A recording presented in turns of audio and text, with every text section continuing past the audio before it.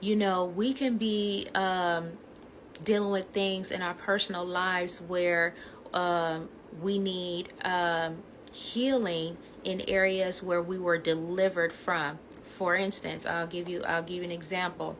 Okay, so I was molested, and when I was molested, it opened up my flesh to where I wanted to be sexually active, because the sexual assault that was done to me, like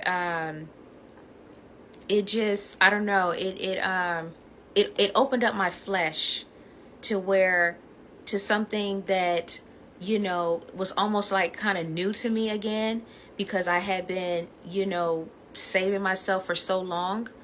And when that happened to me, my flesh had begun to crave for that same, you know, sexual act that had happened to me. And it was like I couldn't control it, and I didn't understand why. And come to find out, it was because, first of all, it's demonic. Anybody that sexually assaults you is demonic. You know, that is a demon that is operating behind somebody that caused them to do that. So therefore, it's demonic.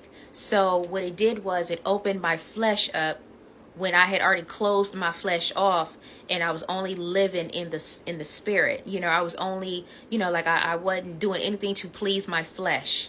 That's what I mean by I was living in the spirit.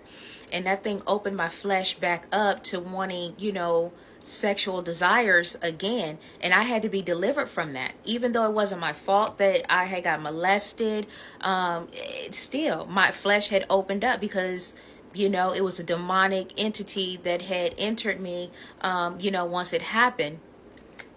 And I had to be delivered. And then once I got delivered, I had to be healed from that. I had to be healed from that sexual abuse. You know, and it took a while, because I was so stuck on, why did that have to happen to me? What did I do to deserve that? Asking, you know, the questions that any woman would ask if something like that happens to them. I'm going to make another video, and I'm going to continue on, okay?